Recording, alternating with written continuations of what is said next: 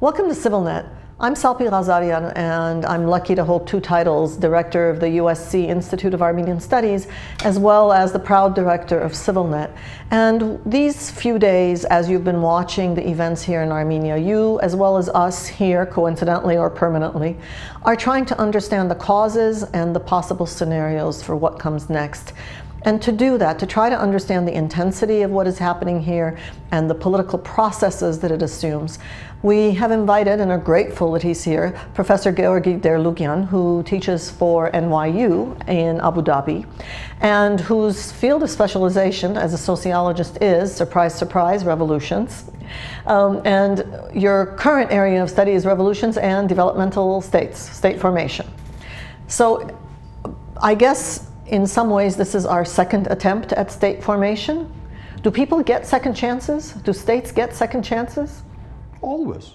That's what history is. Look at France. They had a revolution, then they had a revolution again, and again a revolution. They had First Republic, Second, Third, empires.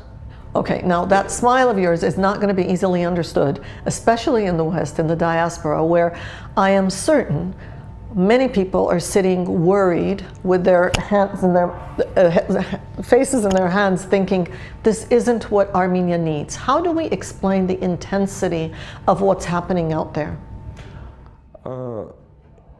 Two words and two words. First, social inequality. Second, political machine. Political? Machine politics. I have taught for 15 years in Chicago before moving to the Middle East. Speaking of machine politics. Yes, so you tell me, where the mayor, Richard Daley Jr., had been the son of previous mayor, Richard Daley Sr., whose nickname was simply Boss, as you know, and he had won elections 5 times in a row with almost 90%.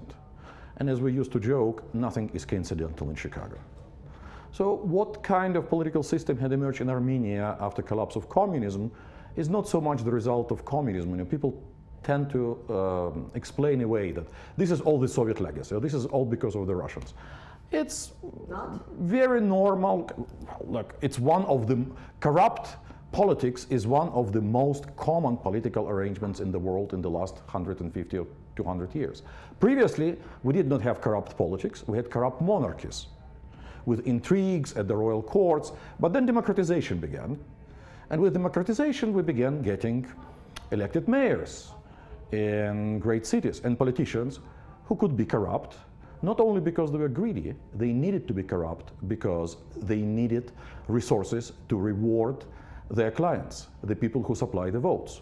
So it's very much the same here. So what was called here the ruling party, so now whatever is the name in the Republican Party, it's immaterial. It's the party of power.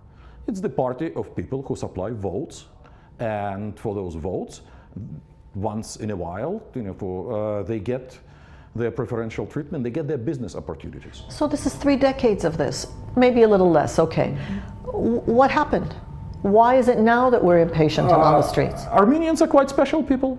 So what happened is simply that Armenians are quite fearless because, surprise, this is a post-genocide nation. There is not much to fear after that.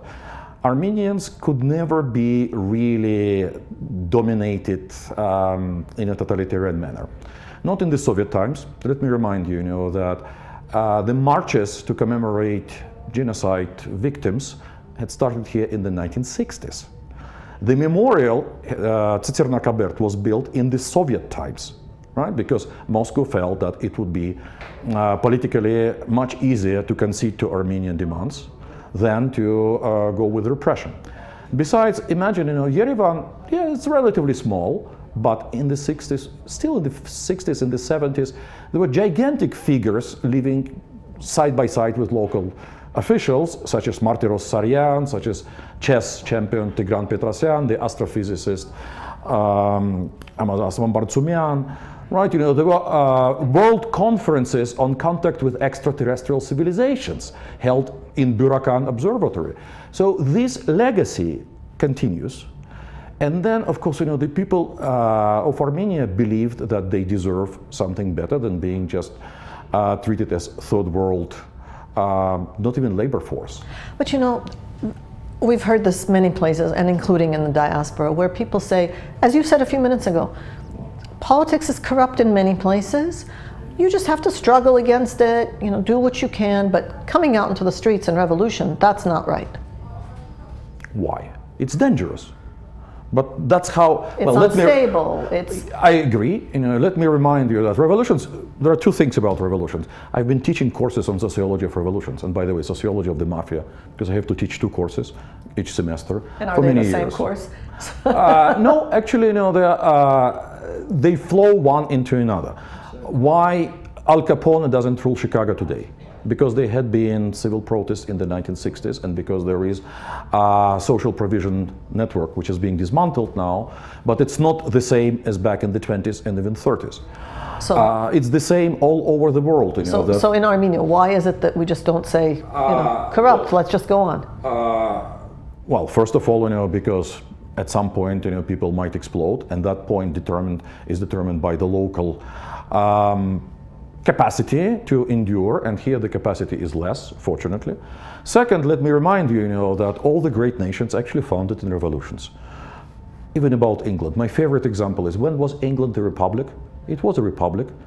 There was president, there was no word republic, it was called Commonwealth, and the president was called Lord Protector, but it was Oliver Cromwell. There would be no 1688 glorious revolution and parliamentary system without that mayhem probably in the 1640s. Same with France, same with the origins of United States Constitution. So what do you say about instability, you know, kids are out of school, labor strike, economic decline? This is what the acting prime minister was saying today. But the problem is to channel the pressure so that it doesn't blow up the whole system. So basically you have to, what is revolution? It's like taking the steering wheel from the driver forcefully while the car is at full speed and not crashing the car. So that's basically what is going on. Now, well, 2 days ago everybody was kissing and hugging here thinking that it was over, and I did not even dare. My wife actually told me, you know, don't give interviews. People will not understand that this is just the beginning. I'm sorry, you know, because after this soaring surge of emotions comes the real problem. How are you going to divide the power now? How do you prevent the revolutionary leaders from becoming new Stalins? Because we know that many revolutions actually also end up in Mao, Tito, Castro, Khomeini, and so forth. How do you prevent the personality cults? How do you create the mechanism which ensures that the aspirations of the revolution are fulfilled? Basically, how do you create this developmental state? So, because all of those potential pitfalls are there, maybe it's better we didn't do this, some say. It's very much like having chronic disease and going for surgery or not.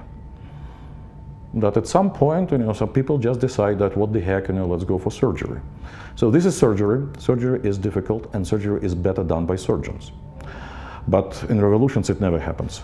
So surgery in revolutions is done by crowds and the leaders of the crowds. That's the danger. I think that part of what you said, many people knew and said on the day of the former president, Prime Minister Serge Sarkisyan's resignation. Many people said, this is great, we're hugging, but this is just the beginning of a long road. Today, given that people are back on the streets, concerned that the rulers, the government, those in power, the ruling party, are going to, in their words, usurp the revolution by thinking, okay, one man is gone, but we can stay on. Now, those who are observing this process are saying, wait, you got what you wanted, the prime minister resigned, why are you out on the streets again? Well, because part of it is that, as I said, you know, it's just the beginning, because now it's the struggle for the formation of a new system. And let's hope it can be pushed to a balanced system. Balanced is not very comfortable for anyone. Imagine being prime minister in a real democracy where every week those scoundrels from opposition are asking nasty questions publicly, where journalists are digging dirt on you and your family. This is, well, that's why I won't be a politician. rather. But this is how it is done, and at the same time, so what is absolutely necessary in Armenia is right now economic growth. There are conditions for economic growth. I wrote recently a whole book about what could be done, that Armenia actually has many conditions which are similar to what Singapore probably looked like in the beginning. And people tell me that Singapore, they are Chinese. Hey, Singapore is independent in 1965 because of genocide of Chinese in neighboring countries. So Singapore is a refuge. Armenia is pretty, well, this is a situation where an Armenian would understand Chinese without translation. It's actually possible, and Armenians are quite dynamic. There is the diaspora, there are the connections. There has to be an accountable mechanism which understands that economic development is very much like Olympic Games. We are building a champion team. Everything goes into it. It must be total dedication. It must be the support of society. But so far, we are just looking for the people who might fit the bill. I hope we'll find them. Say one more thing, please, about your first response. When I said to you, why is everyone out there? You said how to explain this. You said political machine and social inequality. We talked about the political machine. Let's talk about social inequality.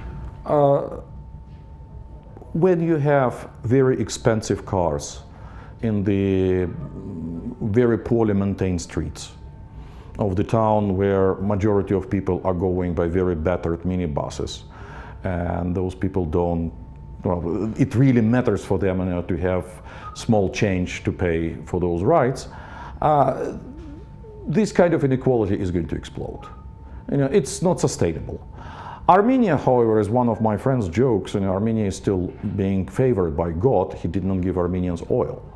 So inequality is not really that big in Armenia. Armenia is landlocked. It's a difficult game.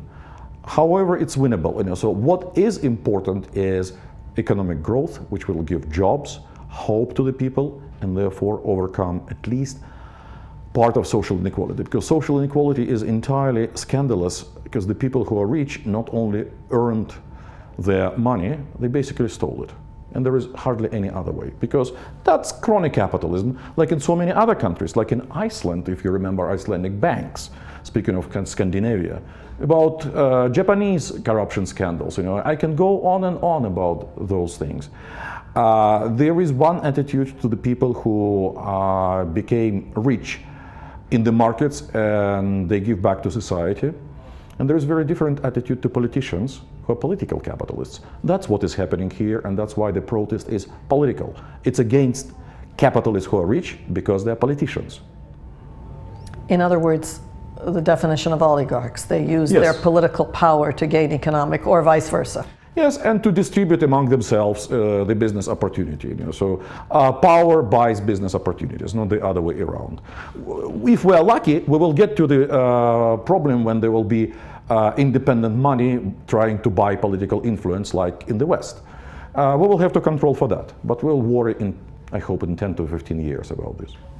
Thank you. Thank you much. We've been speaking with Professor Georgi Derluguian, a historical sociologist, a specialist in revolutions, and we're happy that he's here now at this time to try to help us understand what's going on in Armenia.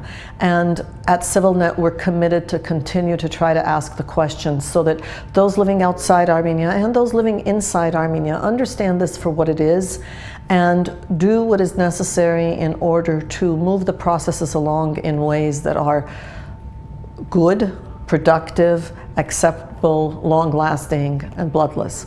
Thank you for following us on CivilNet.